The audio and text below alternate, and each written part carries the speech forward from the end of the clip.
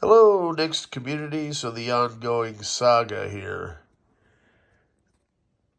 Um, so I think I've got the Zulu scuzzy card configured correctly now, and part of my issues were, I think, a split scuzzy cable. Okay, that's one of them. It's kind of an old cable. All these cables are 35 years old. So I did happen to have a new old stock one, and I'm not quite out of the woods yet. Let's see if this thing's gonna log in for me. Oh my god. So what I've done here, um, I've got a different scuzzy card, but I've been trying different sets of RAM. Okay, and so I'm fairly sure all this is new old stock RAM from Memory Masters. And I've got a little sim checker, but usually if you got a bad stick of RAM, it's going to give you like an exception error. And I'm careful removing them and swapping them. Now, that weird, it was like that bus error. I hadn't seen that before. So when I go to 64 meg, believe it or not, it just freezes. Okay. So this might be an onboard chip failure. Now we've got brand new caps on the board. So this is going to be one, that I'll ask probably Brian Archer, or any hardware engineers out there. And the fact that I'm able to log in, okay, this has been quite a journey. And maybe I jumped a little bit with the Scuzzy 2, or not Scuzzy 2, but Blue Scuzzy. One of the guys that wrote the code chimed in, "That is not what happens." And I believe the man. I maybe have pulled a DSO, which is a dumb shit operator. Hey, man, I'll own it. All right, I'm still learning this stuff. But I was able to figure out, yes, there is an initialization file. And I believe that's part of the problems that we are having. And I did realize that both Zulu.ini and BlueScuzzy.ini have configurable initialization files. And so I RTFM, which is read the friggin' manual, and I looked at the FAQs, and there's a couple things. If you've got the ROM configured on Blue Scuzzy, there's a little FAQ, a blurb that says it'll cause the NeXT not to be able to boot. And I suspect because I have a couple of Blue Scuzzys with Pico chips, which is the Wi-Fi enabled version, that by default they may format for Apple, and that ROM may be on. And you can customize the ROM. Believe me, I've been like soaking it in, man, because it's good knowledge to have. I don't claim to know it all. I'm far from it. And I'm hearing from people I trust, and this is new technology. And it's great what these guys are doing.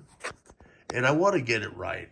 And I want to learn. And, you all are helping me do that. And even though I've been doing this 30 years, I'm far from knowing it all. As I say, my bad on the accusations.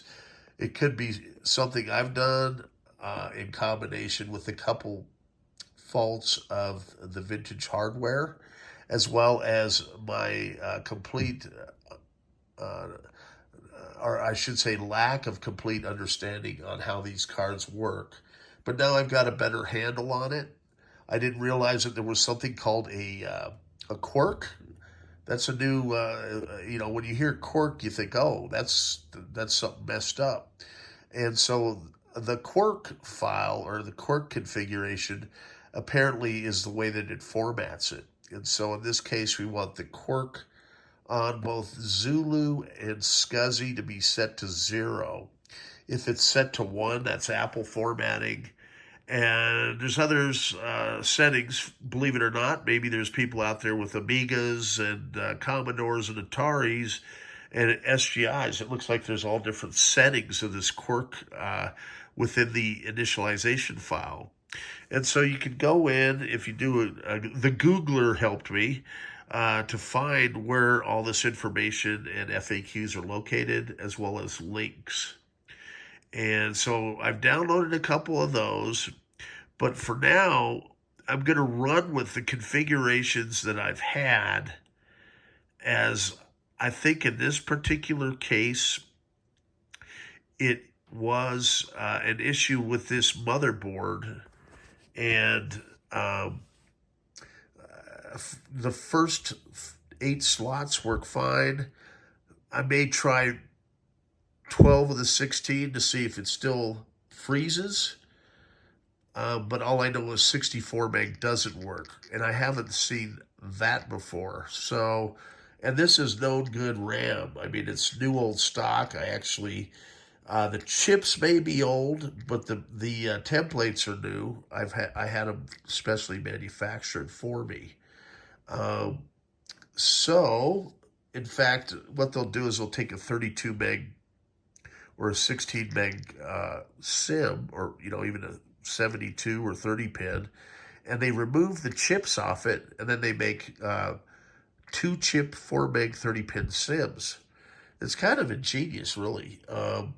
And I've thought about doing it, but while there's still RAM available, and I see there's a guy, a Macco, who has made some neat looking 4 meg SIMs, and I've been in contact with him to try and sell some more of his products.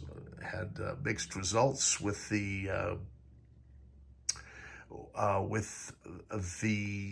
it's like a logo BIOS battery chip, but I've got some of the 96K.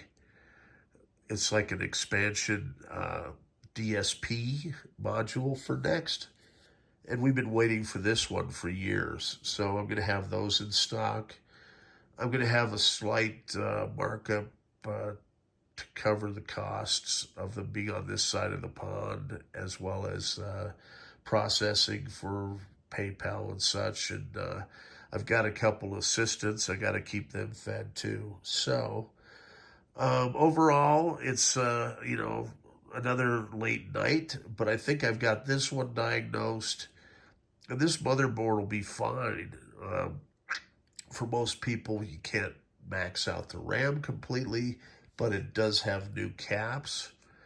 And so it's a 68040 as well. And it has the NBIC chip, which is nice. So that was, so it could talk to mainframes and stuff like that back in the day, as well as dimension boards.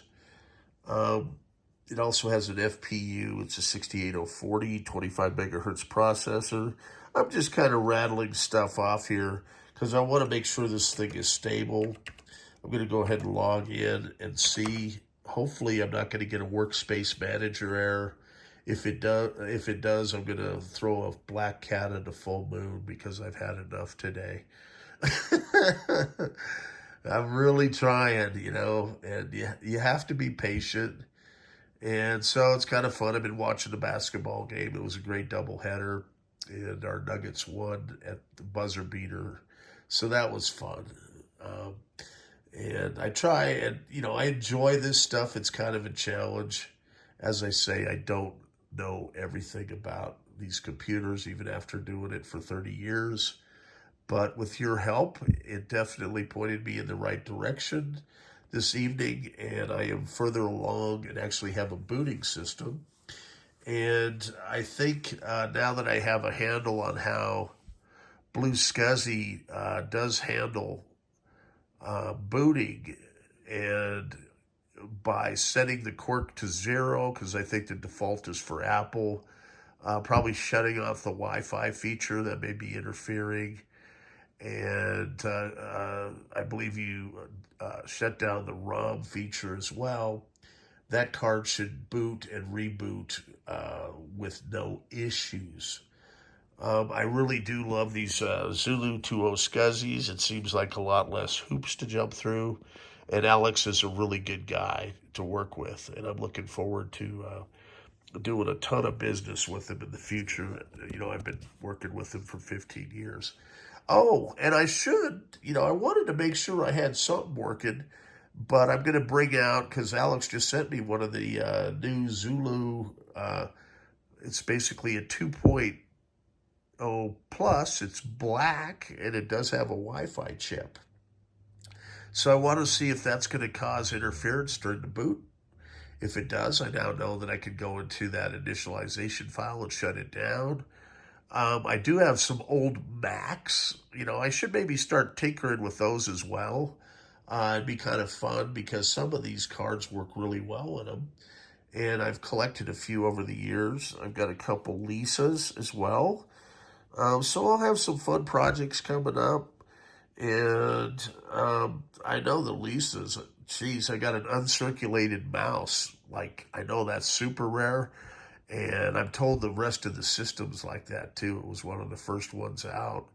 And I got it quite a few years back. So I'm probably going to need some help and advice on that. And I know there's a lot of, retro hardware guys out there. So, if I have fun at this, you can see how many projects I have going by the look of my desk. And, stay tuned. More fun stuff to come this evening. And for my sanity, I think I'm going to swap out this motherboard, and I'm going to put in another motherboard that I have back here that we just have recapped as well. It's a 68040. See if it'll work with the 64 meg and the SD card. And then I could get this on the way to Yann, who is a professor up at Concordia. And I think he's going to be stoked. So I've got, a nice little setup here for him.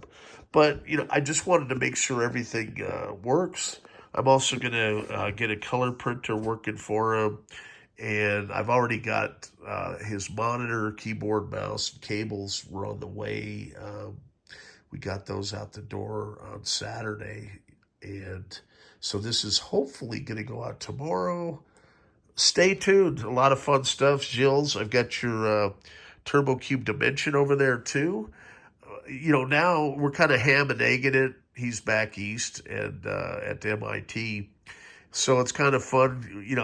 Heck, man, we spend a lot of time on the phone trading tech talk. It's kind of hilarious. But it's cool. I consider him a good friend, and we've been doing business over 20 years now. So it's a lot of fun, and he's setting up the media lab. And so I'm trying to get him really nice stuff, everybody, when it's possible. And so it's going to be a really brilliant display, and we're coming towards the end of getting all that buttoned up as well. And I want to get the rest of the stuff out to him this week. I also got a big box. Oh, geez, that thing weighed 55 pounds out to him this week, just a couple days ago as well. So it's good. And I've got more orders coming in.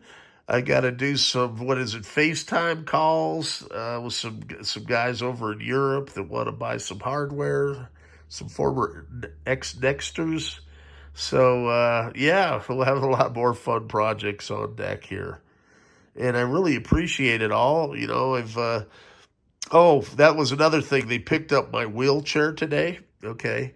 So I'm just kind of rambling at this point, but the wheelchair story. So I was in the rehab and they said, okay, this wheelchair is yours, no problem. And I asked specifically, are there any charges?